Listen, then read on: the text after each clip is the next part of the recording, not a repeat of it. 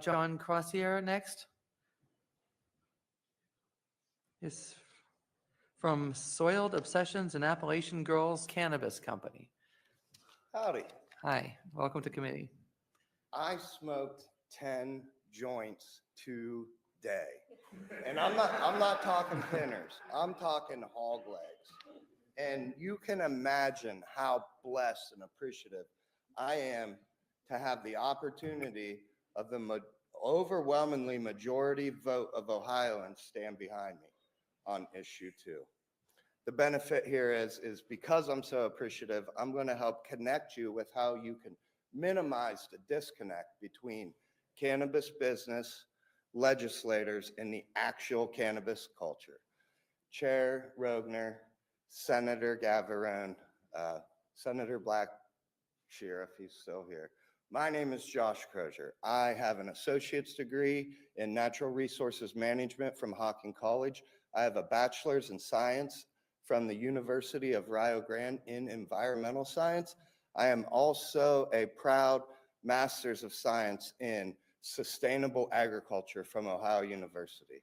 So I'm somewhat above average at environmental things, cannabis history. However, I am a world-class father, right?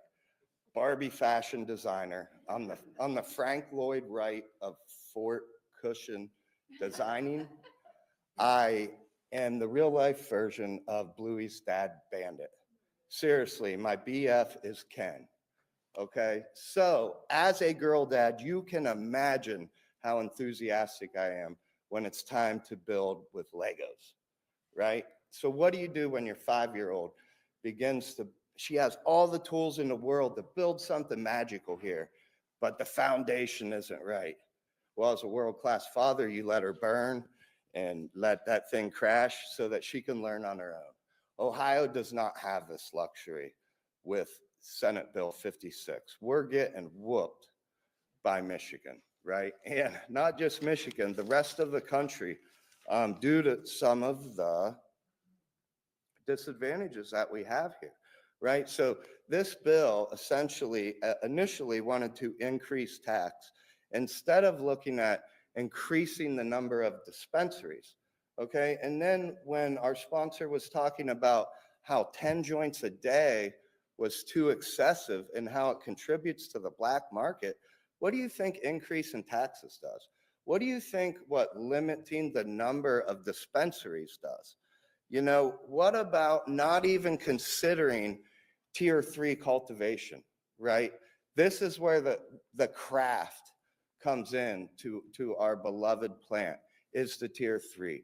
Okay, it's like drinking Jackie O's brewery beer, handcrafted from Athens, Ohio, with essential flavors and freshness in it, right? We don't have this opportunity in Ohio. So that's why home grow is going to exist, because of the fact that, hey, why would somebody go pay double the price for a lot of times inferior quality? And it ain't the big box store's fault, right? They serve a great place on this market. However, essentially, especially down in Athens and Meigs County, nobody's running to go buy something at increased tax prices. And one of the other problems I would like to talk about this is growing cannabis indoors for edibles and tinctures and concentrations. This makes absolutely no sense. The carbon footprint associated with producing these cannabis indoors for things like edibles and concentrates, that's part of spiking up this price. The only thing that really deserves some lights is some craft cannabis, in my opinion. Okay, so then let's talk about January 29th, the proponent night to this speech. We had Steve Barnett up here talking about home grow transportation. This is actually absurd to me. Cannabis is all about sharing. That's what this culture is about. And if legislation and big cannabis businesses don't kind of all come together on this, I just don't see how the future is. That guy also seems very excited about incarcerating people for cannabis. I must note, this is scaremongering. Rick Carfagna came on here about the drug-free workplace. I can't dispute that. I have nothing bad to say about that. However, he talked about public use of cannabis. For us that have children, we don't want to clam bake and smoke inside of our house. We ought to be able to walk to a park, walk down to Wayne National Forest, get outdoors and consume cannabis as long as it's not inside of a ticketed event. Thank you. I would just ask you to wrap up your comments if you could, just for out of respect for those that are waiting to go after you. Okay, and I Thank you. appreciate that, Senator Rogner. Rob Crane, your last guest, had 8 minutes on the Yep. proponent night, so Okay. I'm trying to wrap that up. This was fear mongering at its worst. Like he said, cannabis companies, they want to hit your kids hard. They want to hit your kids strong. They want to take their brains and physiologically transform them. I don't believe in this fear mongering. It's not about fighting over money, restrictions, selling tickets to rehab facilities. It's about caring, sharing, self-care, gardening.